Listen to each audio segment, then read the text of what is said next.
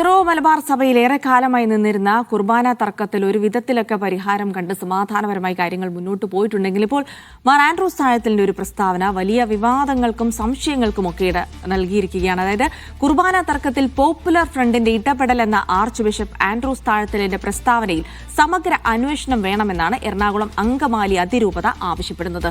ഭിന്നിപ്പുണ്ടാക്കാൻ ബാഹ്യ ഇടപെടലുകൾ ഉണ്ടായിട്ടുണ്ടെങ്കിൽ അന്വേഷിക്കണം. ഏത് സാഹചര്യത്തിലാണ് പ്രസ്താവന നടത്തിയതെന്ന് ബിഷപ്പ് ആൻഡ്രൂസ് താഴത്ത് വ്യക്തമാക്കണമെന്നും അങ്കമാലി അതിരൂപത ആവശ്യപ്പെടുന്നു. നിതിൻ സേവ്യർ ഉണ്ട് വിവരങ്ങൾ നൽകാനായി. നിതിൻ, കൃത്യമായ ഒരു അന്വേഷണം ഇതിനകത്ത് നടത്തണം. ആൻഡ്രൂസ് താഴത്തിന്റെ പ്രസ്താവന അത് ഏത് സാഹചര്യത്തിലാണ് തുടങ്ങിയ കാര്യങ്ങളാണ് അങ്കമാലി അതിരൂപതയ്ക്ക് അറിയേണ്ടത്. സ്വാഭാവികമായിട്ടും സമൂഹത്തിൽ ഇത്തരത്തിലൊരു ഭിന്നിപ്പുണ്ടാകുന്ന രീതിയിലുള്ള ഒരു പ്രസ്താവന അതെങ്ങനെ നടത്തി എന്നുള്ള കാര്യം ഒരു പക്ഷേ ആൻഡ്രൂസ് താഴത്തിൽ തന്നെയാണ് വ്യക്തമാക്കേണ്ടത്. എന്തായാലും ഈ ഒരു പ്രസ്താവനയ്ക്കെതിരെ എങ്ങനെയാണ് അങ്കമാലി അതിരൂപതയടക്കമുള്ള സഭകൾ പ്രതികരിക്കുന്നത്?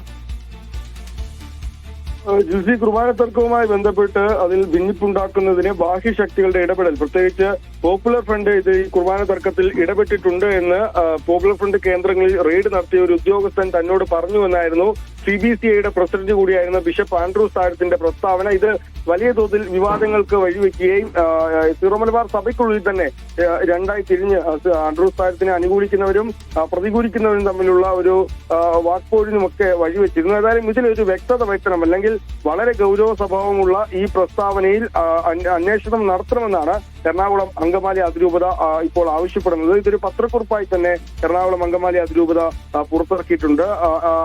ഈ അതിരൂപതയ്ക്കെതിരെ ദുർവ്യാഖ്യാനം ചെയ്യാൻ, ഈ പ്രസ്താവനയെ ദുർവ്യാഖ്യാനം ചെയ്യാൻ നിരവധി ആളുകൾ ശ്രമിക്കുന്നുണ്ടെന്നും ഈ വിഷയത്തിൽ സമഗ്രമായ അന്വേഷണം നടത്താൻ നിയമ സംവിധാനങ്ങൾ തയ്യാറാകണമെന്നുമാണ് ആവശ്യം.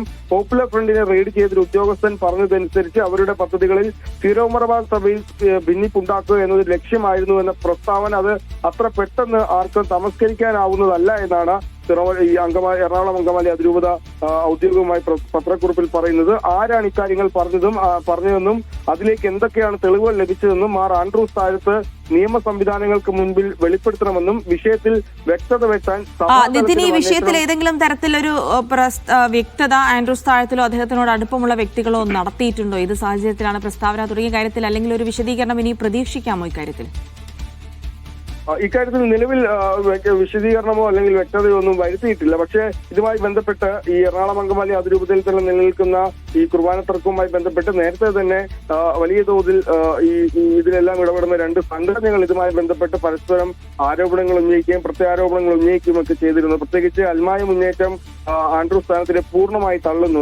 ഈ ഒരു തരത്തിലും എങ്ങനെയാണ് ഇത്തരത്തിലുള്ള അസംബന്ധം പറയാനാകുന്നത് എന്നാണ് അൽമായ മുന്നേറ്റം ചോദിക്കുന്നത്. പക്ഷേ വൺ ചർച്ച് വൺ മൂവ്മെന്റ് എന്ന വൺ ചർച്ച് വൺ കുർബാന എന്നൊരു സംഘടന, അത് ഈ ഏകീകൃത കുർബാനയെ അംഗീകരിക്കുന്ന സംഘടനയാണ്. അവർ മാർ ആൻഡ്രൂസ് താഴത്തിന് പൂർണ്ണ പിന്തുണ നൽകുന്നു. അദ്ദേഹം പറഞ്ഞത് ശരിയാണ് എന്ന ഘട്ടത്തിലായിരുന്നു അവർ പറഞ്ഞത്. ഏതായാലും ഇതിൽ സഭാതലത്തിലും ഒരു അന്വേഷണം നടത്തണം, നിയമ സംവിധാനങ്ങളും അന്വേഷണം നടത്തണമെന്നാണ് ഇപ്പോൾ എറണാകുളം അങ്കമാലി അതിരൂപത ആവശ്യപ്പെടുന്നത്. മതേതര രാജ്യത്ത് മതത്തിന്റെ പേരിൽ ഭിന്നിപ്പുണ്ടാക്കാൻ ആര് ശ്രമിച്ചാലും അതിനെതിരെ പോരാടണമെന്നും, പക്ഷേ ഇത്തരം പ്രസ്താവനകൾ അത് ഏത് സാഹചര്യത്തിലാണ് നടത്തിയെന്നും എന്തൊക്കെ തെളിവുകൾ അതിന് തന്റെ കയ്യിൽ ഉണ്ടെന്നും അദ്ദേഹം വെളിപ്പെടുത്താൻ തയ്യാറാകണമെന്നുമാണ് സിറോ മലബാർ സഭ ആവശ്യപ്പെടുന്നത്. പ്രത്യേകിച്ച് വലിയ ചർച്ചയായ ഒരു വിഷയമായിരുന്നു പോപ്പുലർ ഫ്രണ്ട് സംഘടന അത് സിറോ മലബാർ സഭയുടെ കുർബാന തർക്കത്തിൽ ഇടപെട്ടു എന്ന് തനിക്ക് വ്യക്തമായ വിവരം കിട്ടിയെന്നായിരുന്നു അദ്ദേഹത്തിന്റെ വിവാദമായ പ്രസ്താവന.